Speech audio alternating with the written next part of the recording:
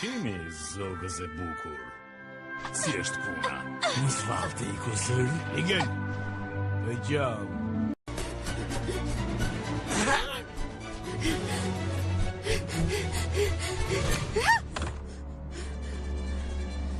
مرحبا أيها الطائر الجميل.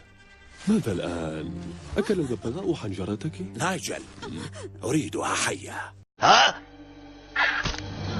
نابرنك دران! نهاش!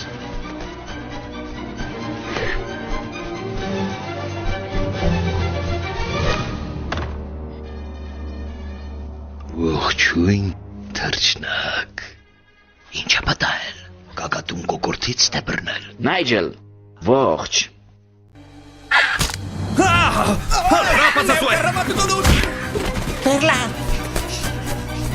قلديا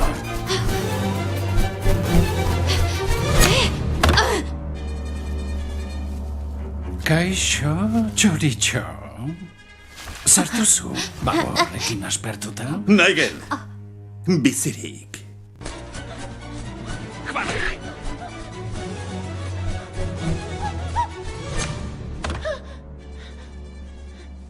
Здравей, красавице. Какво има?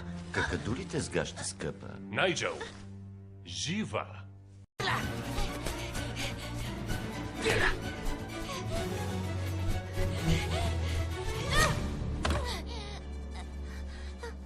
Hola, pichoncita. ¿Qué te pasa? ¿Te ha comido la lengua el loro? Nigel, con vida. İncicik! Dochter!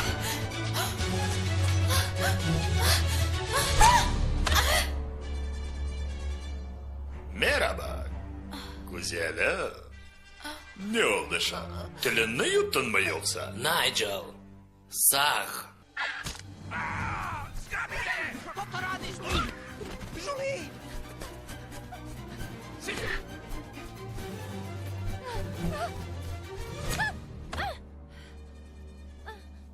Ciao, ptyčice. Što se zbiva? Ukočio ti se vrat? Nigel, žive. Ha?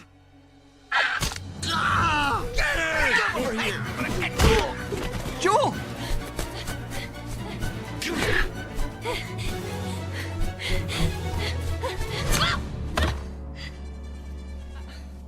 Hello, pretty bird.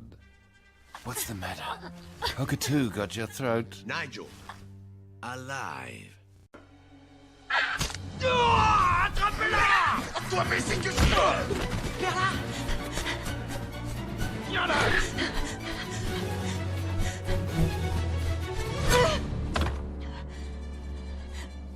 Coucou, jolie princesse.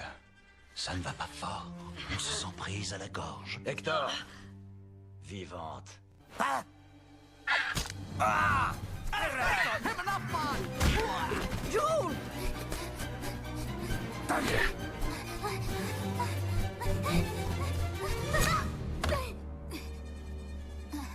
Kas hei, sievä tipu.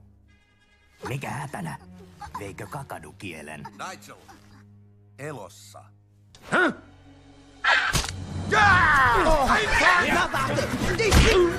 Joel! Come here!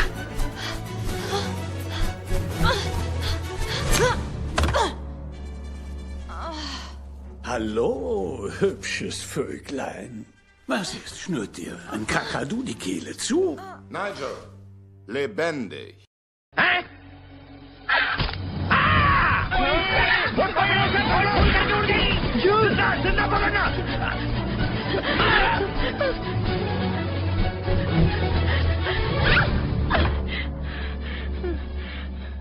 कैसी हो रूप की रानी? आखिर बात क्या है?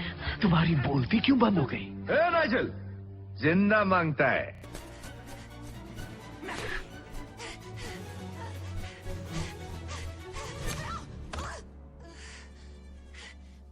Servus, Szárnyas szépség. Mi a probléma? Talán elszorult a torkod. Nigel, élve kell. Angkat dia! Mereka!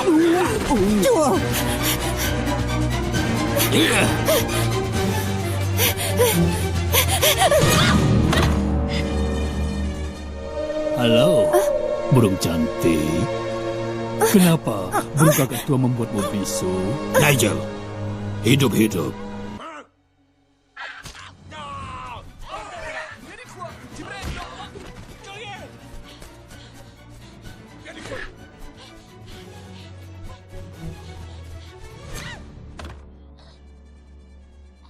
Dove andiamo, bella uccellina? Che succede? Hai un nodo alla gola? Miguel, vivo.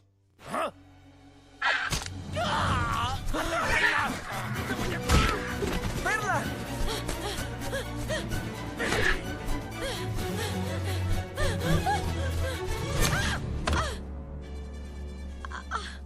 Hola, hermosa ave.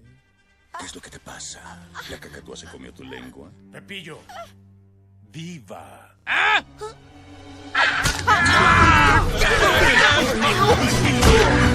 ¡Ayud!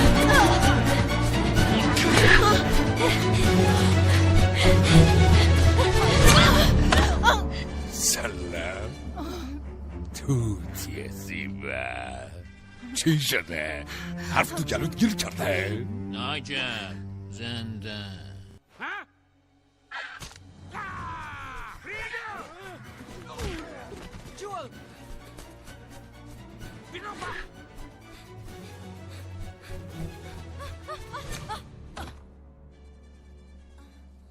Bună, păsărică. Ce este? Ți-a mâncat o cocatul limba? Nigel, îi vreau vii.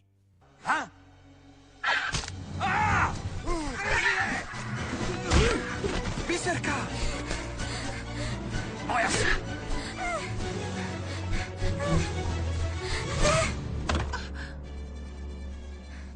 Zdravo, lepa ptico. Šta ti je? Kakadu ti steže grlo? Nigele, živu. Pjenova!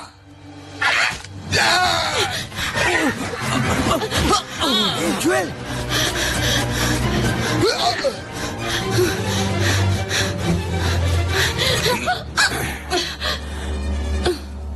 Hello, pretty bird. Ay මොකද්ද ප්‍රශ්නේ? බෙල්ලට දුන්නා වැඩිද? Nigel, එයාව ගේන්න.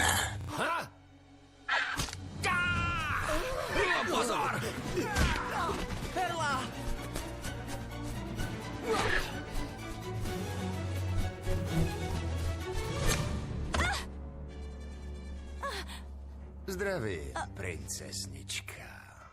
Čo sa stalo? Kakadu ti vyrazil dých? Nigel, živu.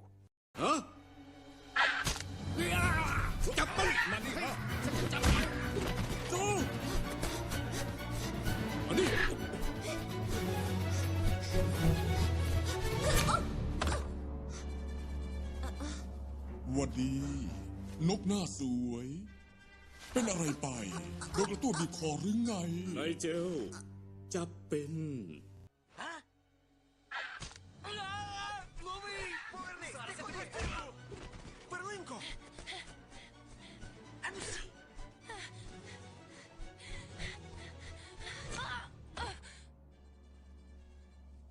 Привіт, пташечко. Що таке? Какаду на горло наступив. Живою.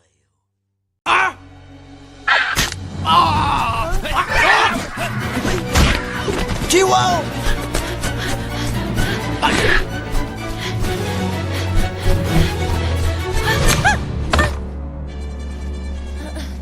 Xin chào, cô em xinh đẹp. Bị làm sao vậy? Bị nhân tha mất lửa rồi sao? Nigel! Bắt xong! Hả? Một bên này! Anh Phong! Chịu không?